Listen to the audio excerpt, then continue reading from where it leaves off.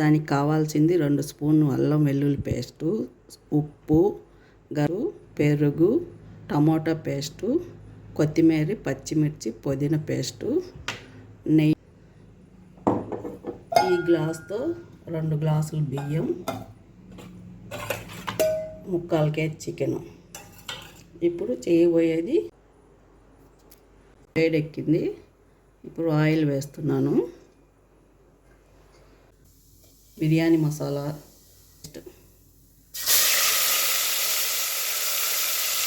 ఇది పచ్చివాసన మొత్తం మిక్సీ పేస్ట్ వేసినాను. చిన్నపిల్ల ఇది 2 స్పూన్ నెయ్యి, 2 స్పూన్ నెయ్యి వేసి కొత్తిమీర పేస్ట్ ఎర్రగా వేగాలండి.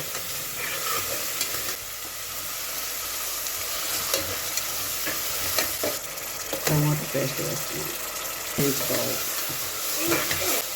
అల్లం వెల్లుల్లి పేస్ట్ అన్నీ, ఎందుకంటే ఒకేలోనే ఎంత బాగా ఫ్రై చేస్తే, ఎంత బాగా వేయించితే అంత టేస్ట్ ఉంటుంది బిర్యానీ. ఈ విధంగా మసాలా బాగా ఎర్రగా వేగిపోవాలి.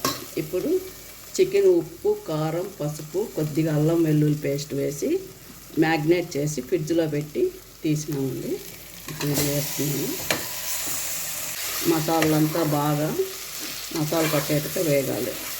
కొద్దిగా ఉప్పు ఆల్రెడీ చికెన్లో వేసినాం కాబట్టి చూసి వేసుకోవాలండి. చికెన్ ఉప్పు వేసి ఒక 5 నిమిషాలు మగ్గనియాలండి. అంతలోపల మూత పెట్టేయాలి. ఇప్పుడు పెరుగు వేసుకోవాలండి.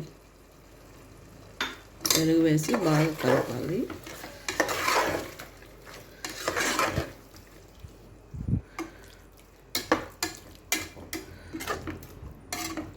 ఇలా బాగా ఉడికిందండి చికెను. ఈ గ్లాస్తో 2 బియ్యము, 3:30 నీళ్ళు, 2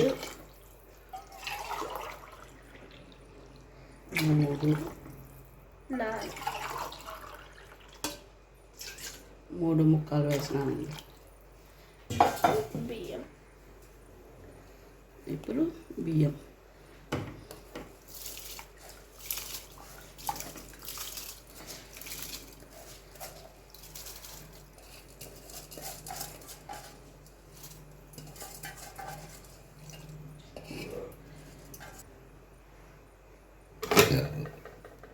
వేసినాక మొత్తం కలిపేసి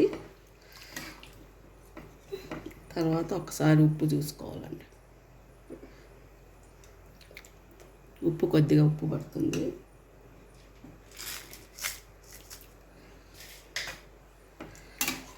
మిక్స్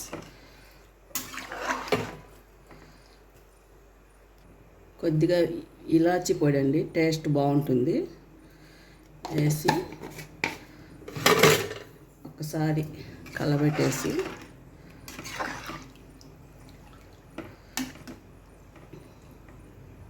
ఇప్పుడు కుక్కర్ మూత పెట్టేసి తక్కువ మంట మీద 2 విజిల్ రానిచ్చుకోవాలి. ఇప్పుడు ఈ స్టవ్ ఆఫ్ చేసి ఈ పక్క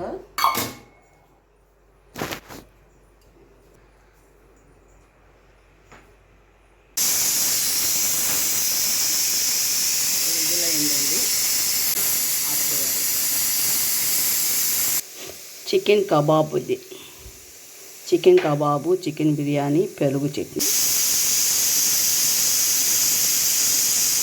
ఇప్పుడు స్టవ్ ఆఫ్ చేస్తున్నాను. ఈ గ్యాస్ మొత్తం పోయినాక మూత తీయాలి. సారీ,